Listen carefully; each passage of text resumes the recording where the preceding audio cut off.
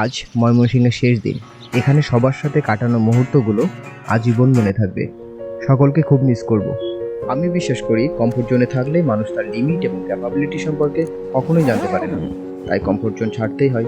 উদ্দেশ্য, আগামী 6 মাসে 1 লক্ষ মানুষের কাছে জলবায়ু পরিবর্তনের ভয়াবহতা এবং সাস্টেনেবল লাইফস্টাইলের গুরুত্ব পৌঁছে দিতে হবে। এই মিশনকে সফল করতে আমি রওনা দিচ্ছি ঢাকার উদ্দেশ্যে। এই মিশনের সবথেকে সুন্দর এবং ভয়ঙ্কর ব্যাপার হলো আমার কাছে শুধু আজকের পরিকল্পনা আছে। কাল কি করব, কি হবে, কিছুই জানি না। সেই ঢাকা গেছি 7 বছর আগে। এই 7 বছরে ঢাকা অনেক বদলে গেছে। তার থেকে বড় সমস্যা, কোথায় থাকবো সেটাই জানি না।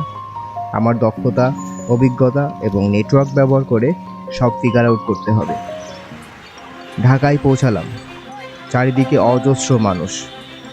গাজীপুর থেকে ঢাকা পর্যন্ত পুরো রাস্তায় দুর্গন্ধ ছিল, সাথে যানজট, মাত্রাতিরিক্ত গরম এবং গাড়ির বিরক্তিকর হর্ন তো আছে। এখন প্রথম কাজ থাকার জায়গা ম্যানেজ করা। এখন যাকে দেখছেন সে আমার কাজিন, কিন্তু ওর কাছে জায়গা হবে না, অন্য কোথাও খুঁজতে হবে। অবশেষে অনেক কল করার পর একটা জায়গা পেলাম মিরপুর 10-এ, বন্ধুর মেসে। আজকে এটাই আমার থাকার জায়গা। ঢাকার সাথে একটু গেট টুগেদার হওয়ার দরকার ছিল, ঢাকাকে একটু চেনার দরকার ছিল। আজকে সেটাই করলাম।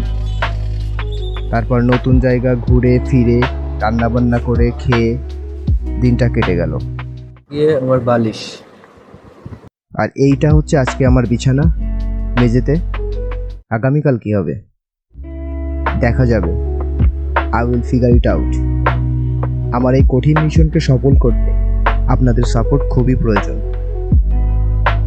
লাইক, কমেন্ট এবং শেয়ার করে আমার এই জার্নিতে যুক্ত হন। এখনই সাবস্ক্রাইব বা ফলো করে পাশে থাকুন।